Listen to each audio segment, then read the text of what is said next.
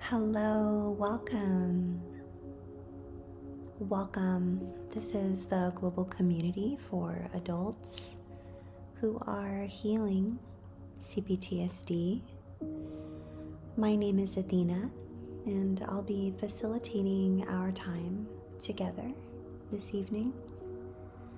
So, we are a community of adults who are healing from repeated relational trauma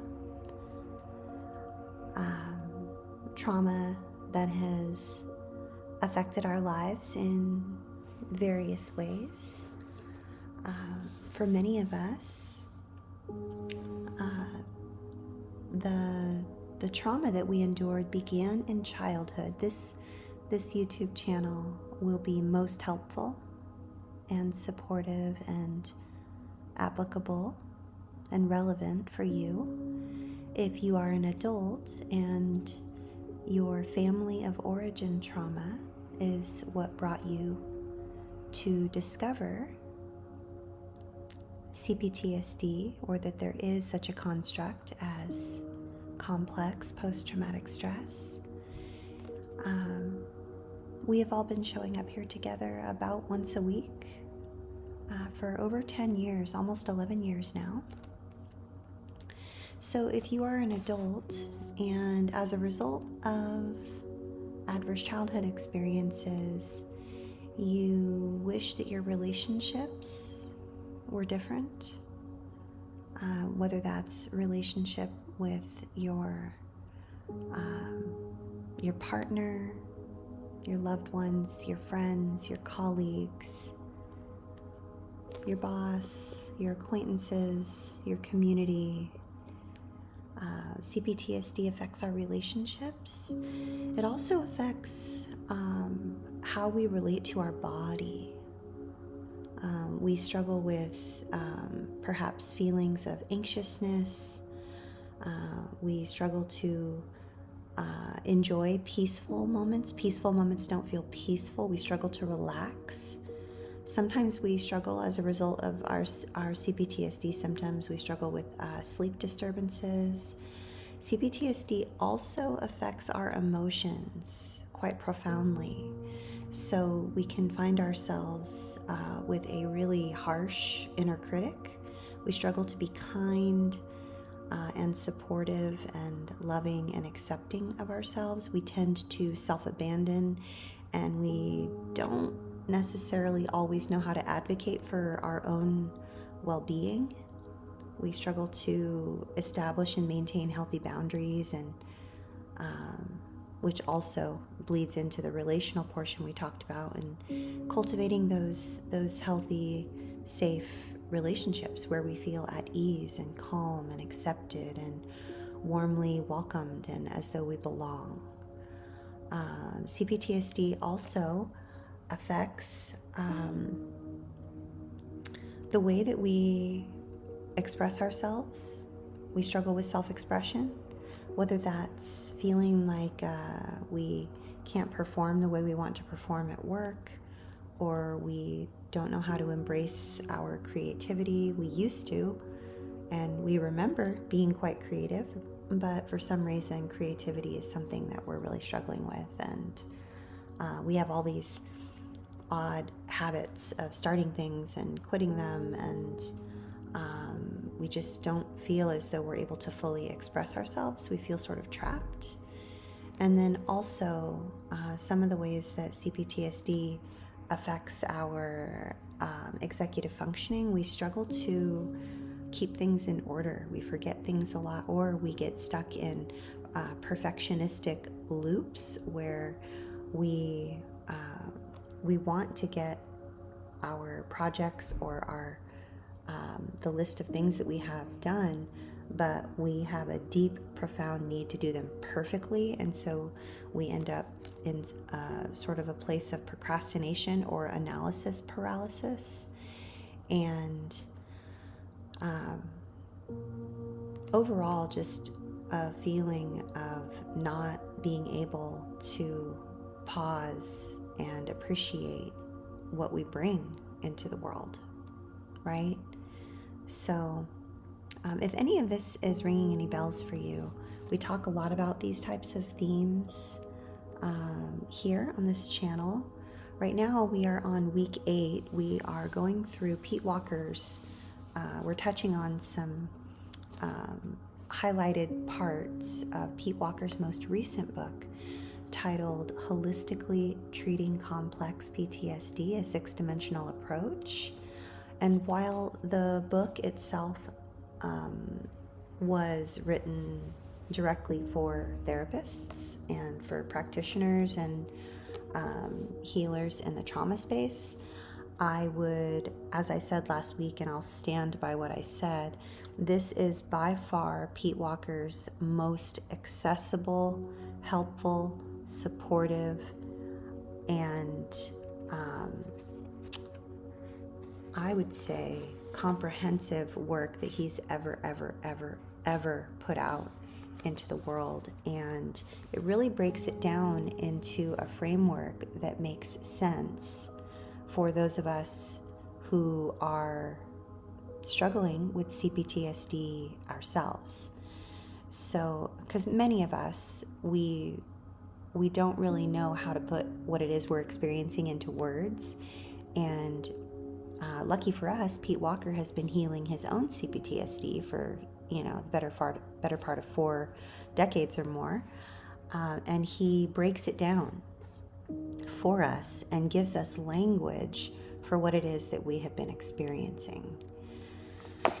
So that is who we are and what we do here on this channel. Picking up from last week.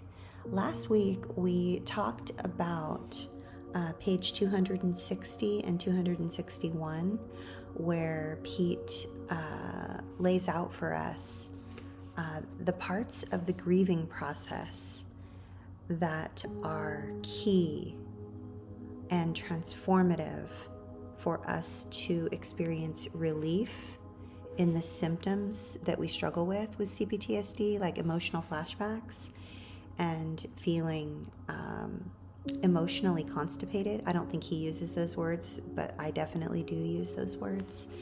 So he talks about the 4 key transformative processes of grieving, and he labels them as crying, angering, verbally ventilating, and fully feeling. And so what we're going to do today and in the next 3 weeks as well is we are going to dive deep into each of these 4 processes. So if you find, if you're uncertain of whether or not this topic would be applicable for you, what we were talking a lot about is arrested emotional development. And to gain a better understanding of that particular topic, you are going to want to perhaps listen to the replay week before last. And then we dive really deep into it last week. And then this week, we're gonna parse apart each of the 4 transformative processes of grieving. So I'm so grateful to be here with you. I'm going to pause and say hello to everyone before we get going. And I just want to say hi and thank you so much for being here. Hello to you, Jeffrey Sherman. Hello, Brave Vanessa. Hello, Craig. Hello, Mama Pantera. I think I'm meeting you for the very first time. We warmly welcome you. Thank you so much for being here with us. Hello to you, Kitty. Hello, Marzui, Ninja Taco. So good to see you, Recovery Buddy. So good to see you. Hello, Candida. Hello, Donna. Hello, Jen. Hello. Very special thank you to Ninja Taco for being a part of our Blue Wrench crew, our moderators that keep our chat a safe enough place so that we can come here and connect together. Hello, Adria. I always say it wrong. You corrected me one time, and because I asked you to, and I'm hoping that I'm saying it right. Is it Adria? Adria. I'm trying. I'm so hard. I'm so sorry. I'm trying so hard. But pronouncing your name correctly is very important to me. So please feel free to correct me in the chat box, and I will do my very, very best. Hello, Natalia. Hello. Hello to everyone. If anyone sees John Harvey, will you please let him know I'm thinking of him, and I'm hoping that he's doing well. Adria, like Adrian without the N. Thank you, Adria. I am going to endeavor to remember this and place it in my permanent memory bank. And if I do forget it, we will file it under hashtag CPTSD. But I will try so hard to remember how to say your name correctly. So for those of you who are newer to our community, I'd like to warmly welcome you to our community and just remind you that this channel is made possible by you. Every time you decide to vote, either thumbs up or thumbs down on a video, or place a comment in one of the replays, or you chat back and forth here at 7 p.m. Eastern on Mondays. Also, of course, as I mentioned, this channel is made possible by the Foundation for Post-Traumatic Healing and Complex Trauma Research, most specifically you, our community members. I'm going to place a link in the chat box, and there's also one in the description section of the video. So thank you for your presence. We warmly welcome you, and we honor your process, your healing journey, and especially your presence here with us. And here is a link if you would like to join us and connect with us in these ways, like you do here once a week, but every single day, because we offer these types of things every single day. But it's just off of social media, away from social media. Adria says, I always say it like Rocky when he says, yo, Adrian. Adria. I'm going to totally remember that now. I'm going to picture Sylvester Stallone for sure. Thank you so much for that, Adria. I appreciate you. I needed some sort of movie reference. When my son was growing up, single mom, one boy. And when I was raising him, the primary language spoken in our home was movie quotes and music lyrics and inside jokes. And which the most confusing thing when your children become adults is that when you try to joke back and forth with them the way you used to when they were little, like with movie quotes or inside jokes, they find it annoying. And they're like, ugh, like, I'm so lame for quoting or doing an inside joke. It's just so confusing. I'm like, but I used to be cool. Like, it's probably one of the most confusing parts of being a parent of an adult. It's like, no one tells you the skills don't transfer, right? Anyway, that's tangential. We're not going to go there. It is tangentially related to our conversation tonight because that is part of my grieving process. And we are talking about grieving tonight. And boy, do I have a treat for you this evening, because not only does Pete Walker talk about the heart of emotional intelligence, which helps us to show up in relationships in ways that feels like we're proud of the way we're showing up in the relationships, right? We don't show up and sort of wonder and shake our head like, oh, why did I say that? Why did I act that way, right? So Pete shares a little bit about the heart of emotional intelligence. And then he talks about crying. And I know that this sounds like a very not fun conversation to have, but it is very, very, very important, even though it's not fun. He then differentiates when we're in a place of being able to access our tears, and then being able to access our tears with our anger. And that can be really difficult, because this is what I usually call ugly crying. I absolutely am an ugly crier, where I'm able to access my tears and my anger at the same time. And for those of us who struggle to access our tears, like for instance, if crying is not something you have been able to participate in, there is a gentleman by the name of Zachary Fetter that has tears, crying prompts that have been very, very, very helpful for me. But Pete Walker also shares some prompts for inviting tears, and he has some guided mindfulness for emoting, which is actually what I'm going to start with tonight.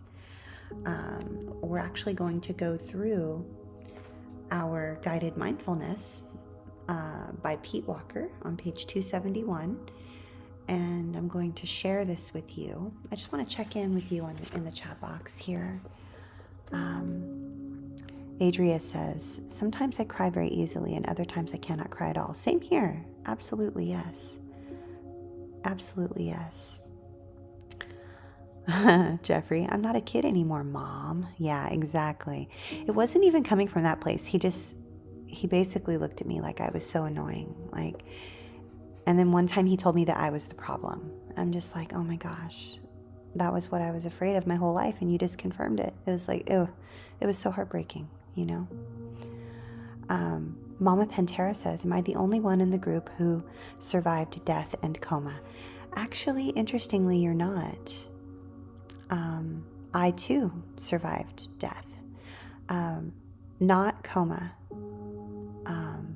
but I don't think it was considered coma, but most definitely I did have several near-death experiences, and I was completely gone from consciousness, passed out completely, and as a result of trauma, like severe dissociation from specific relational trauma at a very young age. I think I was about 8 or 9 years old at the time. And yeah, it was I didn't realize how impactful it was on my life until I got into therapy. And it was the first traumatic memory that surfaced. And it led to the uncovering of all of the other memories that I have since been uncovering for the last 20 years. So you are not alone. And even if you were the only person in our group who had survived death and coma, I'm certain there's someone else who has survived coma. I want you to know that we see you, we honor your journey. And while there are 8 billion different possible journeys, and yours is unique, we are all here as a collective, as those who are choosing to show up for ourselves and choosing to heal, and we're so grateful that you've joined us. Complex trauma, if we were to simplify it in terms, is repeated relational trauma that was inescapable. And in other words, it was ongoing, it was repeated, and it involved humans. So we were in a one-down position. It's usually involving betrayal or a loss of trust. And sometimes, but not always, began in childhood. So Mama Pantera says, I had a near-death experience and was dead for 12 minutes. It was so scary. I can imagine that was very, very scary. I actually stroked out when I was in childbirth, like my childbirth with my son. And I am grateful that they said there was no permanent damage, but it was really, really, really quite a traumatic experience. And I just want you to know that we see you, we honor you, and we're very grateful you're here.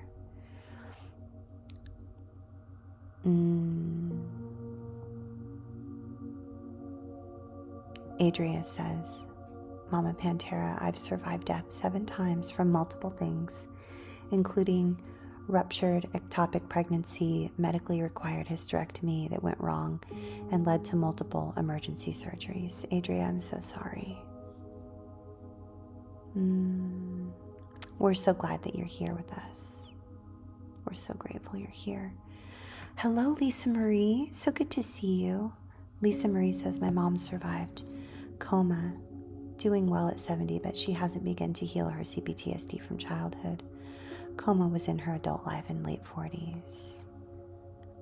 And I had a few near-death experiences and saw the light with one, but no coma. Oh my goodness, Lisa Marie. For each of us here, my hand is just on my heart. We've all survived so much, and here we are showing up for ourselves. I'm so grateful to be here with you all. Kitty says, CPTSD can develop in various ways and can affect people from all different walks of life. Absolutely, yes. 100%, yes. Thank you for sharing, Kitty. Merzui says, when I birthed my first child, C-section, the anesthesia did not function. Yes, it hurt, like a lot. Absolutely, Merzui. Yeah, they inserted mine into a nerve instead of a muscle, and I got nerve damage. It was just, it's so much, right?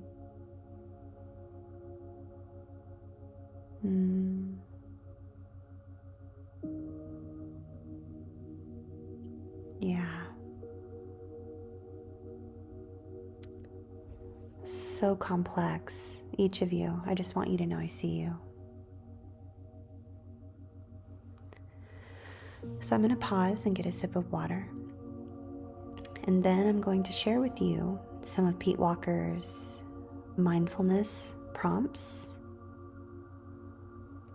for emoting. A warm welcome to you, Lexi. We're so glad you're here. We warmly welcome you to our community.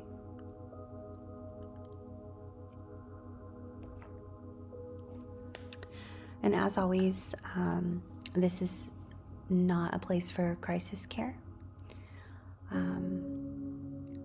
Please feel free to go to cptsdfoundation.org/crisis resources. Lexi says, what about functional neurological disorder that severely disrupts my central nervous system caused by complex PTSD? I'm so not aware or certain about that, Lexi. We see you, we honor you, we believe you. This is peer support. We're all a bunch of adults who have been showing up here together once a week for 10 years, almost 11 years, over 10 years. In 3 weeks, it'll be 11 years. But we don't have any type of answer for that. I'm so sorry.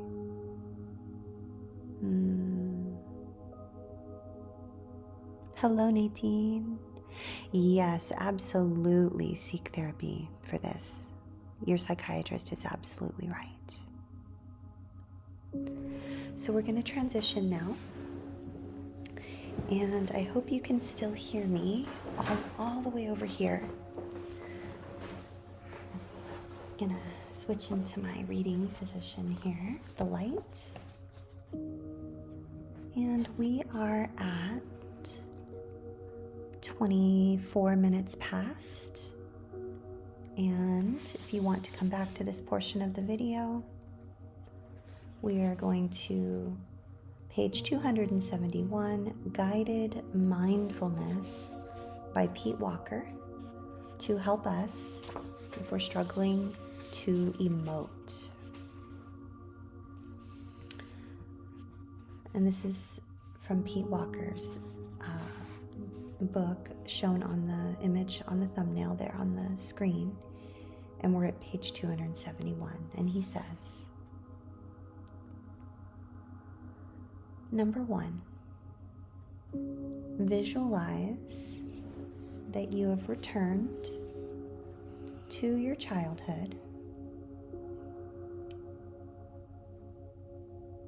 to a time in the past when you felt especially abandoned. I'm going to pause before we go on, and I just want to invite you to check in with your capacity. And if you're not feeling like you have a tremendous amount of capacity for emoting, for grief and pain, then please just skip it and step away and come back, and you can fast forward to 24 minutes into the replay, and then come back to it then when you might have capacity. So Pete says, visualize returning to your childhood, to a time in the past when you felt especially abandoned. See your adult self putting your abandoned child onto your lap. Comfort them in the painful emotional state or situation that they were subjected to through no fault of their own.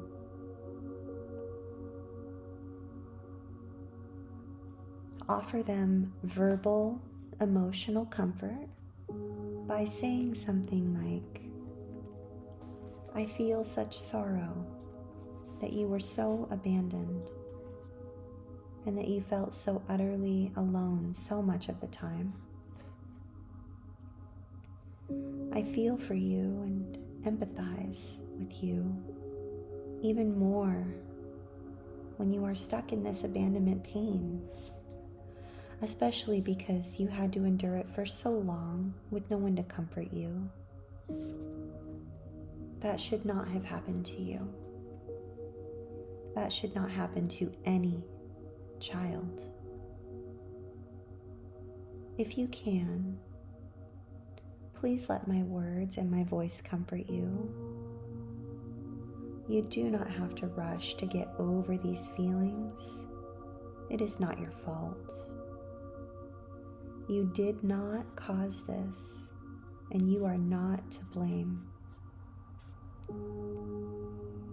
You may be able to feel your way through these feelings just by fully focusing on them. Or you may be able to cry them out or release them by getting angry and complaining to me about all the great unfairness that you suffered as a child. Or if you want to, you do not have to do anything at all. I am on your side, and I will always hold you with comforting thoughts and feelings. Take your time.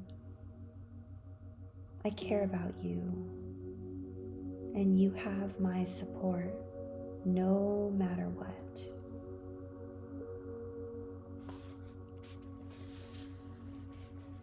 I just want to invite you to breathe.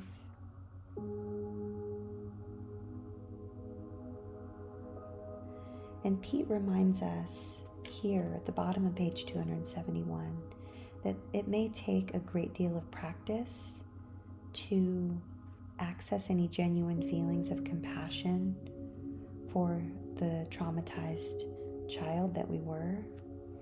It's really important that we take time to praise and appreciate our efforts, as one of my mentors often says.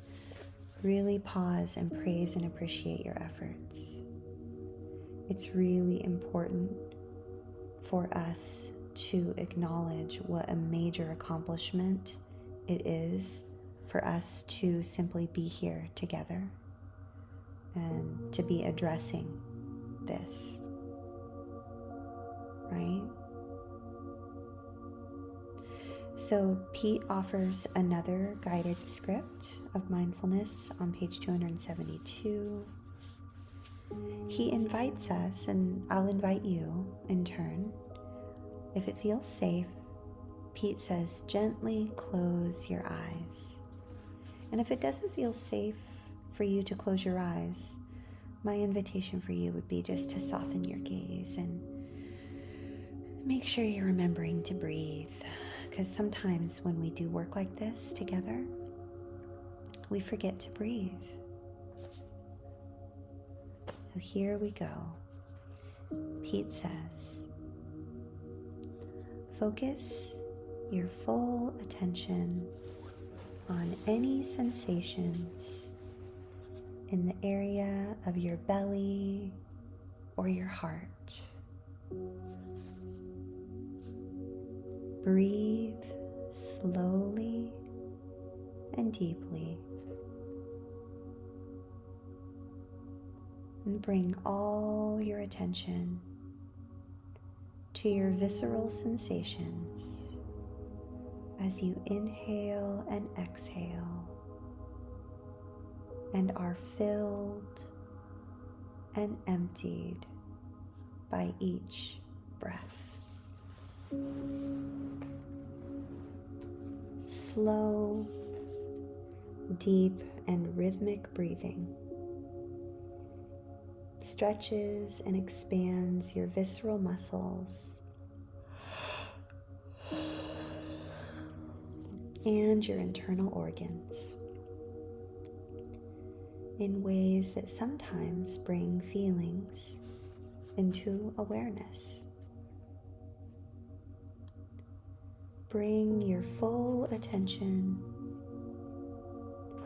to the sensations of your internal muscles, expanding and contracting as they allow you to fully receive and fully release your breath.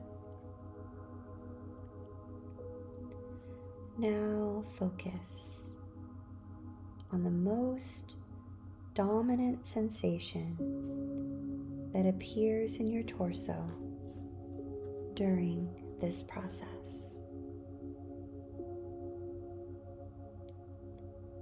Visceral sensations are often physical links to feelings. Let us hold our attention on them and increasingly feel them. May we permit ourselves to become aware of their actual emotional content.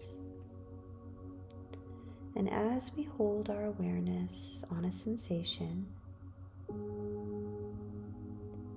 it may also intensify and well up strongly enough to be emoted. Or its accompanying feeling may gradually dissolve and fade out of awareness as we feel through it. As we sharpen our focus on our sensations, we might remember an event that occurred when these sensations and feelings were embedded in the body. We can work through and resolve any pain that surfaces with the memory by allowing ourselves to emote. We can also verbally vent about it. We can also just fully feel it. And please, Pete says, please don't pressure yourselves to have a memory.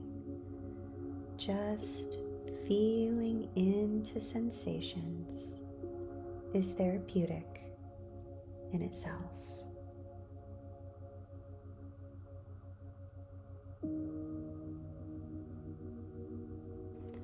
And then Pete closes out this section here where he says, if those mindfulness scripts are not helpful, perhaps we can reach out to specialists who use a modality called psychodrama, holotropic rebirthing, Rolfing or Gestalt therapy, somatic experiencing EMDR, or Reikian therapy to help free our stuck emotions. He says, I know many survivors who first reclaimed their capacity to emote through these techniques.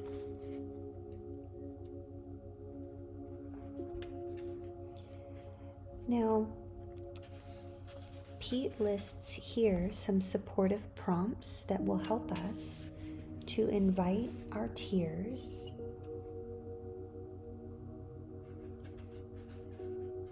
But first, we're going to end with that. We're going to end with our prompts to invite tears. But first, I'm going to share with you what Pete, remember, we're breaking down all 4 of the transformative processes of grieving. And this is number 1, which is crying. And then next week, we will talk about angering. And the following week, we will talk about verbally ventilating. And the week after that, we will talk about the fully feeling and merging with the sensations of emotional pain. So we're on page 263, and I'm going to read to you a quote from Alice Miller. I know many of you are huge fans of the book titled Drama of the Gifted Child. I too am a fan. It was very enlightening for me to sort of look at what it is that I had gone through in my childhood when I didn't really have any memories of childhood. And then I read that book and I was like, oh my goodness, I have a lot of childhood memories. I just didn't realize it. And then I also was able to reread the book as it relates to what it was like raising my son. And it was really good to acknowledge the ways in which I was not fully present in or emotionally mature when I was raising. I mean, of course, it makes sense that I wasn't emotionally mature. I was 18 years old. I didn't even have a fully developed prefrontal cortex. So I'm not going to rip myself apart for not being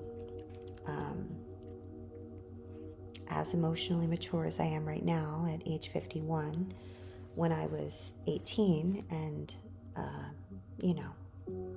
a pregnant teenage mother. So it's important for you to have a lot of compassion with yourself is what I'm saying. And so yeah, I'll read to you the quote by Alice Miller, and then we will talk about soothing, Pete Walker's section on soothing, and then he speaks about self-compassion, and then we will end our time together with some support and prompts to invite tears.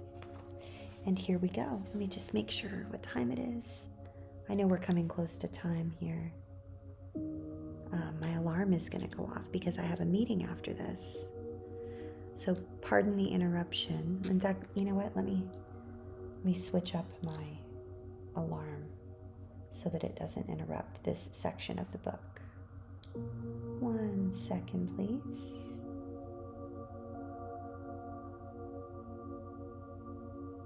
There we go. All right, so here we go. Here's a quote from Alice Miller. Her work is a little heady, very a bit academic. She says, "The paradise of pre-ambivalent harmony for which so many patients hope is unattainable, but the experience of one's own truth and the post-ambivalent knowledge of it makes it possible to return to one's own world of feelings at an adult level, without paradise, but with an ability to mourn." Alice Miller. Pete says, and again we're on page 263, Pete says, crying is the yin, or the passive, complementary process to the yang, which is active, process of angering in grieving. So we have the yin and the yang, the passive, the active, the crying and the angering. Together, they are our ultimate means of releasing emotional and somatic pain. I don't want you to miss this. Please don't miss this. He says, crying and angering in grieving are the ultimate means of releasing emotional and somatic pain. That is a very big statement. He says, when we are hurt, we instinctively feel sad as well as mad. As noted earlier, this is seen in the newborn child's angry yowling at the loss of the perfect security of the womb. Newborn children then howl an angry cry for a year or two whenever they suffer a pressing need that they are powerless to describe or fill. Crying is also an irreplaceable tool for cutting off the virulent critic's fuel supply of inflammatory fear. As seen in the list of the inner critic attacks in the last chapter, which we talked about, I think it was 4 weeks ago, the critic poisons survivors' psyches with many fear-driven messages. Crying, however, can release fear before it develops into frightened and frightening thinking. In fact, crying is sometimes the only process that will resolve a flashback. I have witnessed my own critic wither into innocuousness hundreds of times after a good cry. On thousands of other occasions, I have seen my clients dissolve their fear, shame, and self-abandoning depression with the solvent of their tears. I've also repeatedly seen survivors surface out of tears into a healthily angry place, determined to confront a current unfairness that they now find unacceptable. Eventually, with effective therapy, survivors come to understand that the worst unfairness that they suffer is that the virulent inner critic still cruelly rules the roost of their psyches. Such understanding often inflames their motivation to dethrone their critics with their anger. One of my clients, who left a year-long therapy when she had to move elsewhere, recently wrote to me about an experience that she had while she was hospitalized with cancer and terrible stomach pain. She wrote, "Initially, I was beside myself with fear and felt like I was on the verge of a nervous breakdown. I know that you think that all that talking you did to me about crying didn't get through, and so did I, in fact. But at the moment I was feeling the most hopeless, some of your words came back to me, and a deluge of tears streamed out of me. It scared me at first, but I soon started feeling this amazing sense of relief that I would be okay if I let the doctors operate on me. It's now 3 years since then, and many tears later, not to mention a fair bit of barking at my loser parents and at God for assigning them to me. And I seem to be well and truly in the clear and making great progress with using my anger to whittle down my critic." End quote. Pete says, here's another testimony of the power of tears. That is excerpt from a male client's email to me. He wrote to me a year after we finished a 2-year course of therapy. He said, "I think it's the tears. Crying so much of late. You were right. It's almost miraculous. I love it. Tears of sadness, tears of relief at the beauty in the world, tears of grief and loss, tears of gratitude that my life is finally becoming manageable and even intimate. I laugh and pinch myself sometimes about how much I'm opening up to life. It's no longer just pain, shame, fear, and guilt. There's so much more. A job I actually like, a great recovery support group, and this new strange thing that seems to be recurring experiences of peace of mind. End quote. An additional benefit of crying is that unabashed tears stimulate the relaxation response of the parasympathetic nervous system. This occurs as crying releases the hyperarousal of the sympathetic nervous system that overwhelms and discombobulates survivors in flashbacks. As survivors learn to grieve effectively, they naturally gravitate toward mourning the many losses of their childhoods. They mourn the lack of loving parental interaction and the painful reality that parental attention, what little there was typically negative and punishing. Many survivors evolve to cry for the children they were, who were not cared for as special, worthy, and easy to love. And then Pete talks about self-compassion here. He says, when an attitude of self-compassion becomes habitual, it often instantly antidotes the self-abandonment that occurs in an emotional flashback. Moreover, rediscovered self-compassion creates a foundation from which survivors can build authentic, intimacy-enhancing compassion for others. The depth of one's ability to be there for an intimate generally depends on the depth of their capacity to practice unwavering allegiance to themselves. I'm going to read that last sentence again, just in case someone here needs to hear it. Pete says at the top of page 266, the depth of one's ability to be there for an intimate generally depends on the depth of their capacity to practice unwavering allegiance to themselves. Now we talk about crying and angering in tandem. We're still on page 266. Pete says, crying and angering are ageless human processes for releasing painful feelings. Therapists do great service to their clients by eliciting both their tears and their anger when they are stuck in the abandonment melange of fear, shame, and depression. Crying and angering together in self-compassion brings the most powerful release. Therapists can encourage survivors to re-engage their instincts to cry and anger at the same time, as well as to vacillate back and forth between the two.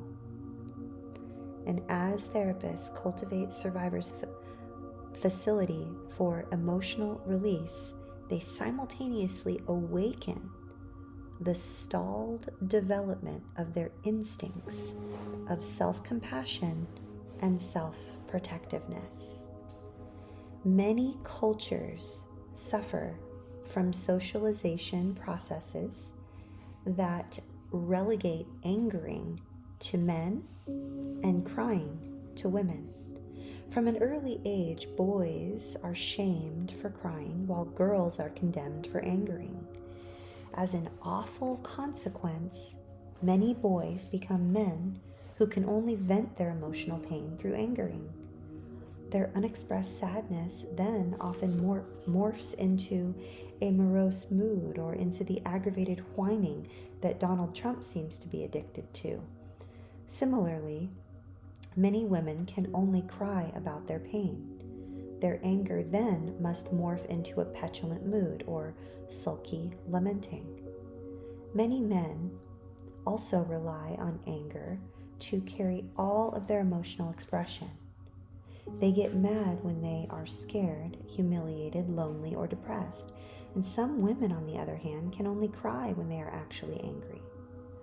Both patterns provide minimal release as the full motion of emotion is arrested because half of fully emoting is stymied. There are, of course, various men, women, and non-binary people who are reverse examples of this gender polarization. Moreover, there are many survivors in whom both angering and crying are blocked. They all benefit inordinately from recovering their inborn ability to release hurt through both angering and crying. When they cannot holistically emote their hurt, survivors often become stuck in moodiness. Their unexpressed emotion deteriorates into stagnant and lingering moods. This moodiness can range from festering resentment to a shame-tainted self-pity that is anything but self-compassionate. Blocked anger often degenerates into bitter sullenness, and blocked sadness worsens into miserable melancholy. In contrast to this, let me offer, and this is Pete Walker speaking, not me, but Pete Walker. This is page 267. He says, in contrast to this, let me offer the example of the healthy grieving that I witnessed in my 6-year-old son some years ago. As he developmentally learned that there were healthy rules and limits in life that he had to accept, he periodically grieved about the necessary loss of the narcissistic entitlement that was his normal and healthy right when he was younger. Now remember, we're talking about a very young child, right? This is below age 6 years old. Pete says, never having been shamed for emoting, he effectively mourned the death of his gloriously pampered time in early childhood. He did this without hurting us or himself. As he gradually abdicated the throne of what Freud called His Majesty the baby and learned to share toys in preschool and gradually took on simple chores at home. Now, during this healthy developmental transition, he intermittently bawled at new rules and limits that were age appropriate for him to learn. Bawling can be seen as an evolutionary transformation of a baby's crying, a baby's angry crying. It too releases pain through angry crying. When my son bawled, we comforted him, and we empathized about the difficulty of learning that life was more than just play. I remember how he bawled and howled on several occasions about the unfairness of having to do his homework after school before he could resume playing. And then the first time, he punctuated his crying with a flurry of angry condemnations as we climbed the stairs of our home. I don't like you, Daddy. You're not fair. I'm not going to be your friend. I was amazed that I was grateful for his healthy grieving and awed that I could simply hold his anger at me. My restored ability to welcome and appreciate my own grief instantly delivered me into normalizing and empathizing with his feelings. By the time we got to the top of the stairs, he opened the door and genuinely peeled out a guileless laugh. Daddy, look, Pikachu fell off the table. Daddy, can we play Pokemon after I practice writing my letters? I was delighted and I laughed. Yes, of course, I love Pokemon. Grieving almost instantly delivered him from the painful loss in eager anticipation of what was fun about life and what there is to look forward to. How frequently I see my clients re-emerge into remembering their real present-day resourcefulness once they have grieved through a painful flashback. In this vein, therapists greatly aid survivors by helping them to grieve their losses in each of the 6 dimensions of their developmental arrests. Grieving can motivate and empower them for the work of rebooting all levels of their arrested development. And finally, as survivors learn to use angering and crying to rescue themselves from flashbacks, the frequency, intensity, and duration of being trapped in the hopelessness and helplessness of the abandonment melange gradually decreases. I'm going to reread that last sentence one more time because it gives us a lot of hope.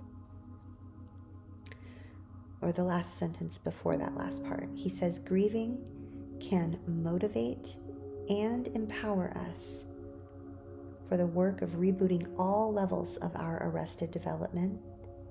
And finally, as survivors learn to use angering and crying to rescue ourselves from flashbacks, the frequency, intensity, and duration of being trapped in the hopelessness and helplessness of the abandonment melange gradually decreases.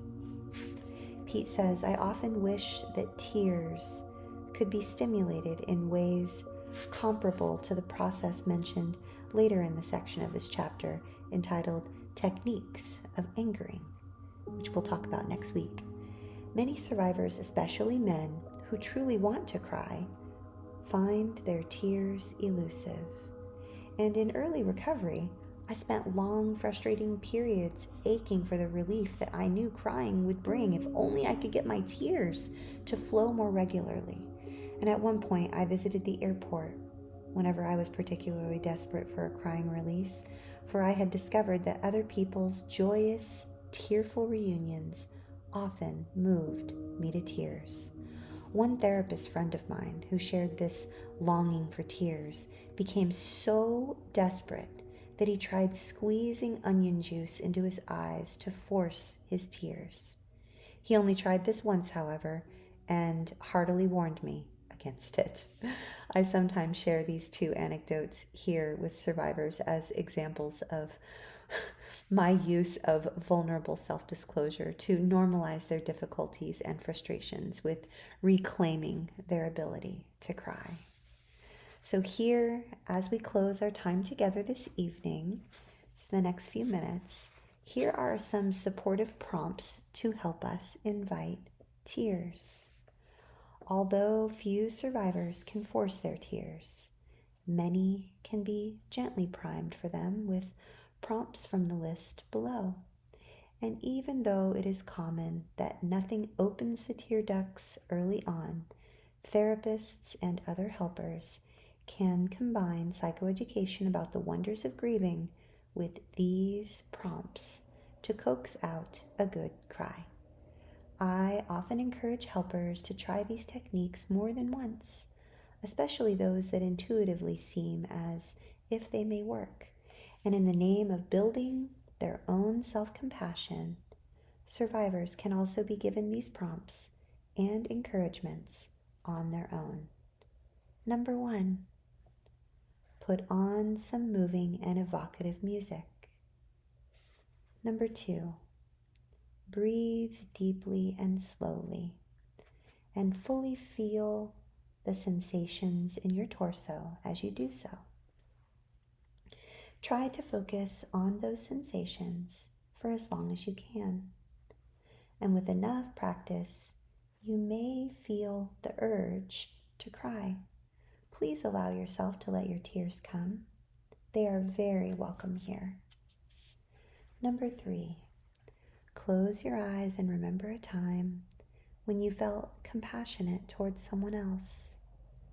These memories can be from real life or from reading a book or a poem, or from watching a movie or seeing a poignant news item. Imagine feeling compassion for yourself during a time when you were painfully suffering. Let the compassion morph into tears. Number 4, self-compassion via the memory of someone who was kind to you, or someone you imagine would be kind to you. I delight in being kind to you. I'm going to silence my alarm here so that it doesn't go off loudly. And I will finish up our list. Number 5. Verbally vent about what is bothering you now. When you are alone, vent in a journal or aloud to a real or imagined friend or to me. And also I use an audio journal. I highly recommend. Number 6, imagine yourself being comforted by a higher power, or see yourself in the lap of a kind higher being or actual person who seems kind. Santa Claus was the higher power for one of my clients. Number 7, remember a time when you felt better from crying or from seeing someone else benefit from crying in real life or in a movie. Number 8, imagine your tears carrying your fear, shame, or depression up and out of you. Number 9, imagine holding your inner child affectionately. Tell them it is good to cry when they feel bad or hurt. Number 10, tell your child selves that you will protect them from being criticized for crying.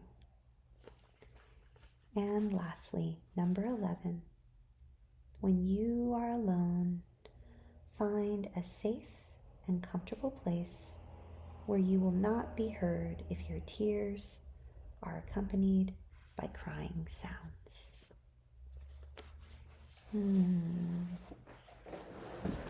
What a beautiful, beautiful chapter. Next week, we will talk about angering, and it will be very similar to this week. And he talks a little bit about transference against the self and techniques of angering.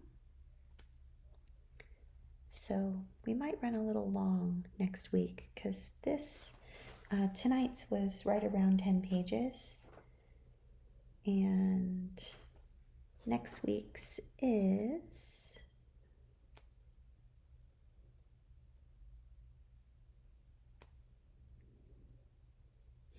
almost 20 pages. Oh no, more. Let me see. We might have to break number 2, angering, into 2 weeks. So we might be doing this for the next 4 weeks together, which is very welcome. Taking time with you is beautiful. Mama Pantera says, I will be back next week. I really like this group. Well, we are glad you're here.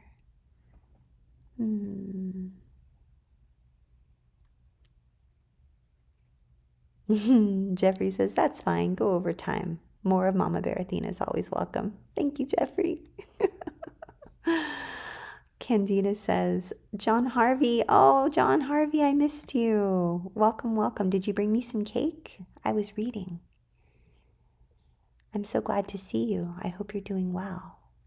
John Harvey says, I thought I was a psychopath, but it turns out I'm just emotionally damaged.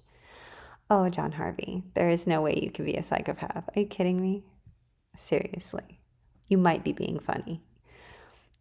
I've learned your humor over the years. When we numb stuff, avoid, or deny our emotions for decades at a time due to our childhood trauma, we often think that we are the black goo. We are the darkness. We are the harm. We are the problem. We are the abuse. We are the trauma. And that is not the case. It is a lie that our trauma teaches us. It's a lie that our abusers teach us. Candida, I missed your share. I'm sending you hugs and smiles. For some reason, my chat box is like stuck. Thank you for the cake, John Harvey. I had some over the weekend. I thought of you. You're very welcome, Adria. Absolutely. So it was great to see you, Ninja Taco and John Harvey. Thank you for being our Blue Wrench crew and for moderating the chat box, making sure that it's a safe enough place for everyone. Thank you so much to each and every one of you who chose to show up here tonight. Ooh, thank you for the donuts. Jen gave you some donuts, John Harvey. Thank you, Jen. I love donuts so much. You're very welcome, Candida. So good to see you as always. So good to see all of you. Yeah, so we'll be back next week, and it looks like this particular section that we're in will take us into September, CPTSD Awareness Month. For those of you who are interested in, thank you to all of you who bought wristbands, by the way, for CPTSD awareness. It's always such a gift to send out the wristbands, and I hope you're enjoying them. For those who would like to join us daily away from social media, I'll put a link in the chat box, and there's also one in the description section of the video. And if that does not interest you, that's cool. I'll be back here next Monday and every Monday, 7 p.m. Eastern, unless I'm sick or traveling, which isn't very often. So, but in the meantime, please be extra kind and patient and gentle with yourselves, as Jeffrey would say, because you're worth it. And I look forward to seeing you soon. Good night, everyone.